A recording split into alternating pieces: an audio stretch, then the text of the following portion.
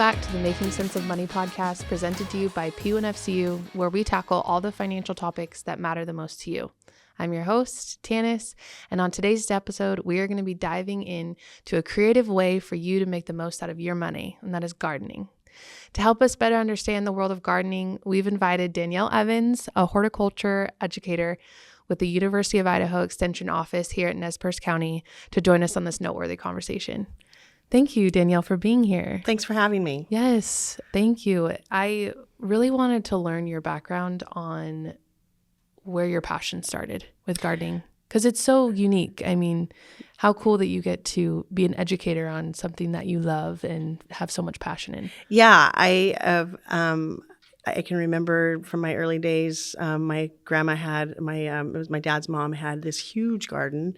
And I mean, it was like my joy to go out and pick fresh from the garden and eat it right out of my hand. And so that was probably my first love of gardening. And then we purchased 10 acres out in Cloverland area of Asotin.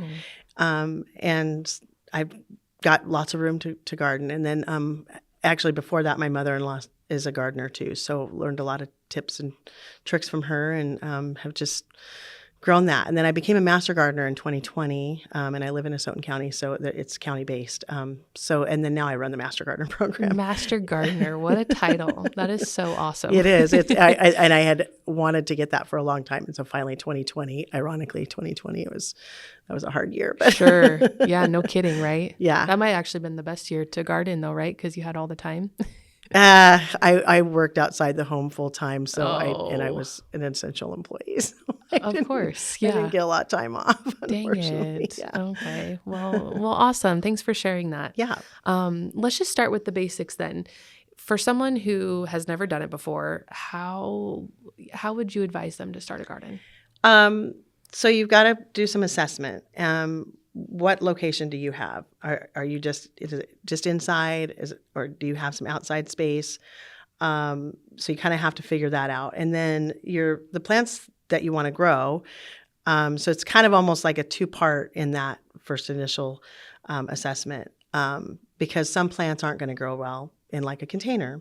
Sure. And some plants will do quite well in a container. And then, but what do you want to grow? What are you wanting to get out of it? And then, of course, plants have what we call plant needs, and we use the word plants to spell that out. And it's place, light, air, nutrients, thirst, and soil. Of course, thirst being water. But yeah. So you need to make sure that you're going to be able to provide all of that to your plants to grow. Wow. And then, of course, at the end, the harvest time. When is harvest going to come? And then how are you going to store those items or preserve them or whatever? Mm-hmm. So those are, kind of making sure that you've got all those things dialed in, and then we can kind of go from there. So. Right. And when you say container, do you mean like greenhouse or like? Oh, like pots. Oh, okay, gotcha. Or container gardening can be kind of a broad term. Raised beds is another one, which, I see. If you had a large apartment with a big balcony or something like that, you could maybe have like a fairly good sized raised bed. But most of the time, if you're like in an apartment, then you would probably want to have some smaller pots or things like that. That would make sense. What about the timing? Because obviously gardening is all about timing. What's the best time of the year or the best time to start? Well, right now, actually. Right now. This is, So depending on what your desired crops are, peas, radishes, spinach, carrots, you can sow those outside right now. So if you do have an outside space, and actually even if you are container gardening, you could sow those in a small pot and get those going. Some of those do well in pots. And then if you wanted to grow things like chard or lettuce or some of the brassica family like cauliflower, broccoli. Brassica actually covers a very large family of it's a very large family of plants. So those can't be started outside yet, but you could start them indoors. But some of those early plants, like I mentioned, the peas, radishes, they're very cold tolerant. They're actually what we call a cool season plant. And so they will start growing. Even if it gets a little frosty outside, they'll still be okay. Gotcha. Okay. Good to know. Yeah. Beyond the joy of gardening and just, probably for you, it's probably a little therapeutic. I can imagine. Yeah. It's probably a smart financial move, right? I mean, it can allow a lot of us to save on groceries. Is that something that you would? Yeah, I mean, depending on your infrastructure needs. I mean, if you need to get pots, it's going to cost you. Sure. You're going to need to buy soil, obviously, if you're going to be doing it in pots. There's, and if you're growing from seed, it's a little bit more economical. If you're growing from, if you're purchasing plants that you want to transplant out, because you can purchase that if you don't want to start from seed, if you don't have the room to start from seed.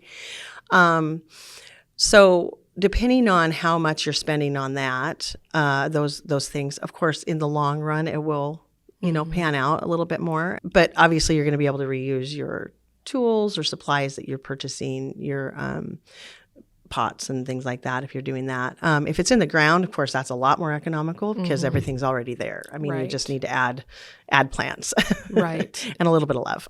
Oh, I love that. So that's kind of some tips and tricks that you're giving to someone starting off to keep those costs low. Yeah. Seeds is definitely the way to keep the costs low. So if you've got a space to start seeds, that's going to be your best bang for your buck, I think. Gotcha. Yeah, so. Okay.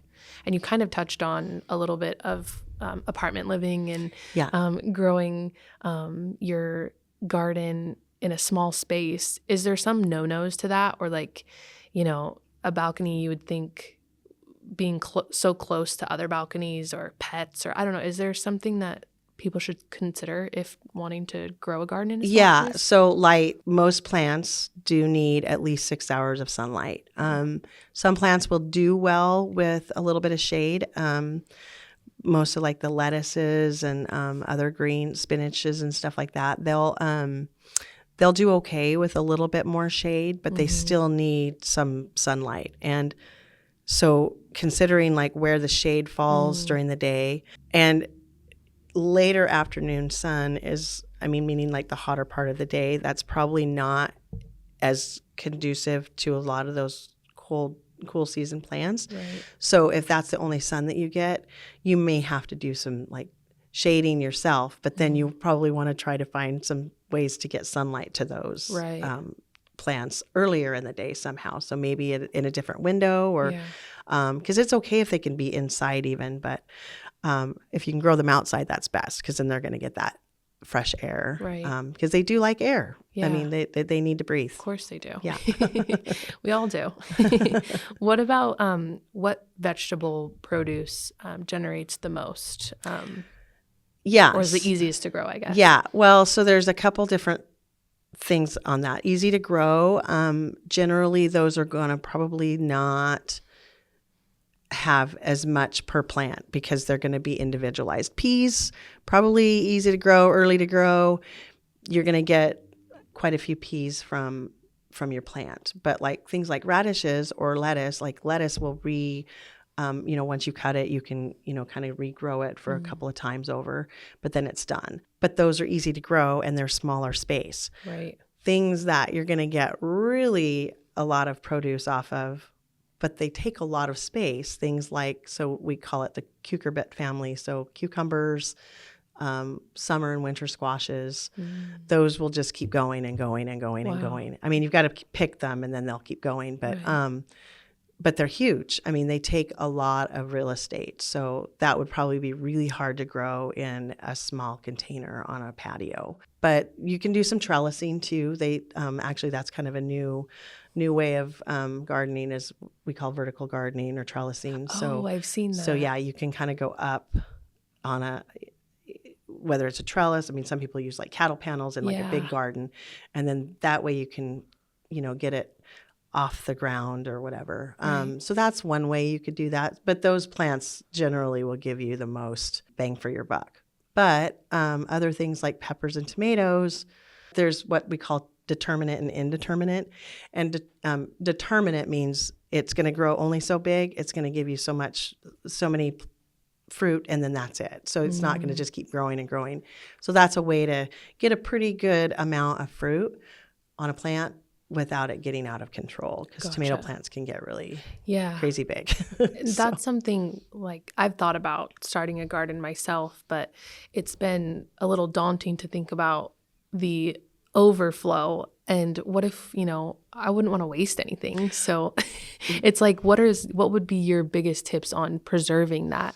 Because obviously I know you can like can them, but other than that, I don't really. Yeah. So you actually can freeze a lot of stuff. Oh, okay. Yeah. And I'm not the expert on food preservation. We do have someone in our office that is, and she's taken the Master Food Safety Advisor. So it's kind of similar version to Master Gardening, but it's Master Preserver. Yes, exactly. And she knows a lot of stuff. She's great. That's awesome. So her name's Shauna Hobson. I'll just get a little plug for her. But so freezing, you can freeze tomatoes. You can actually freeze them whole. You can just throw them right in the freezer. Oh, I love that. The peels sometimes can kind of be, but if you're like pureeing it or whatever, exactly. Like, whatever. Soup, who cares? Yeah.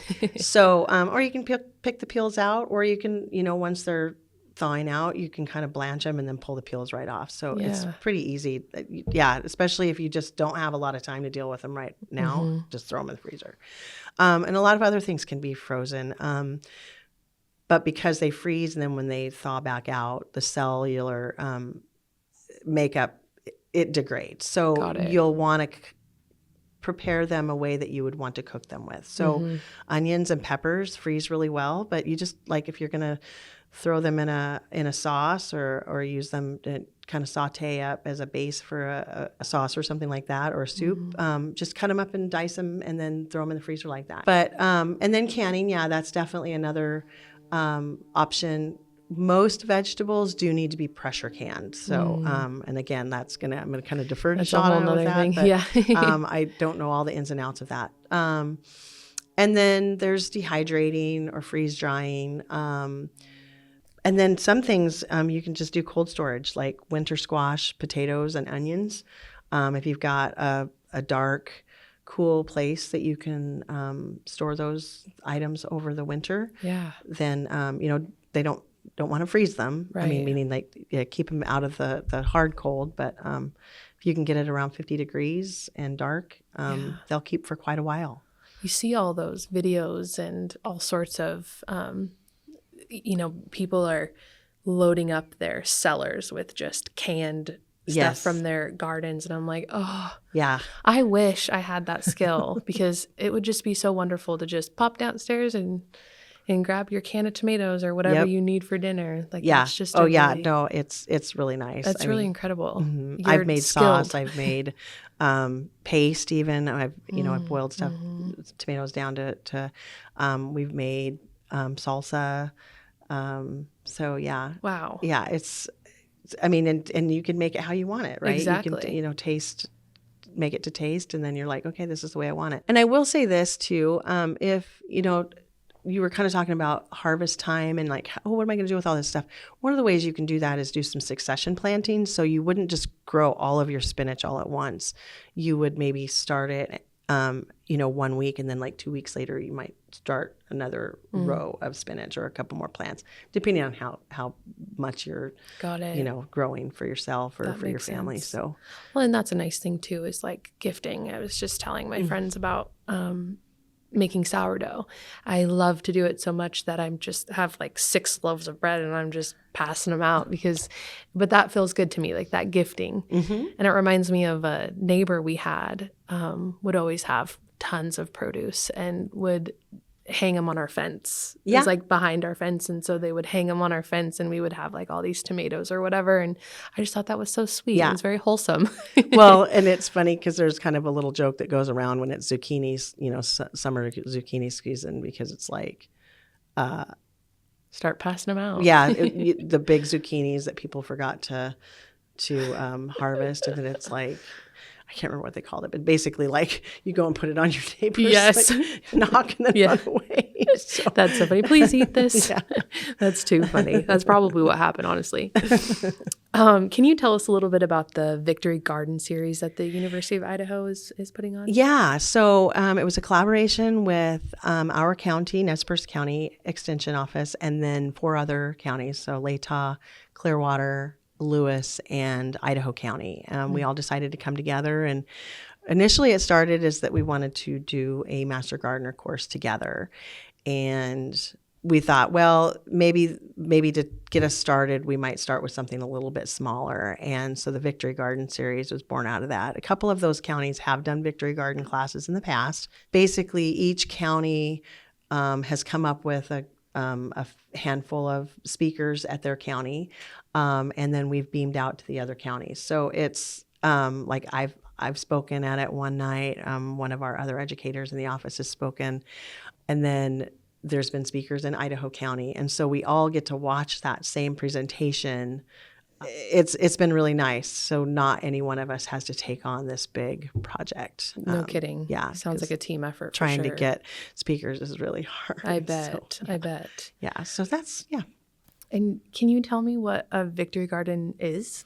Yeah. So they were actually encouraged during the wartime, World War II, for home gardeners to start growing food for themselves, just to help with like food rationing, help supplement that, and just encourage more sustainability to help with the war effort. Gotcha. Where can someone learn more about the work you do and about that series? And so our extension office is located down on Idaho Street, and and so I offer. We have the Master Gardener program. We're always looking to add more Master Gardeners into our ranks, and to that point, talking about the Master Gardener class, our Victory Garden class is going to be offered every other year in rotation with Master Garden training. So that will be offered next year. So that will be a good time if anybody's interested in that. Anyway, so I have the Master Gardener program, and we offer like plant clinics during the spring, late spring, and throughout the summer, basically like May through September. People can bring their plant questions in, whether it's something's diseased or how do I start seeds, or what's going on with my tree. Help. So it's for home horticulture questions, backyard gardeners. That's awesome. Yeah.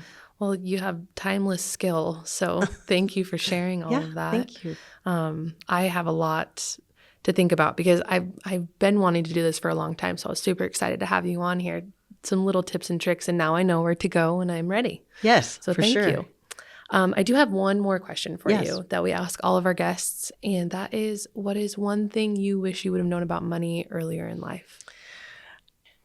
It's kind of more about how you spend your money, and it's the things. Things are not as important as saving money. And I started thinking about like buying things and assessing like what's important when you buy things. And I just use things as just a really broad sense, but I just think things become, we amass things, and it's all money. It all comes down to what we've spent our money on. And so planning ahead, saving, thinking about what it is that you want, and is this thing going to bring me the joy that I think that it's going to bring me, and for how long, and is it worth it? And really assessing those things. Yeah, absolutely. No, that's great perspective. Yeah. Thank you. Thank you so much. And thank you for spending time with us today. Yeah. Really appreciate it. Well, thanks for having me. Of course. Glad to.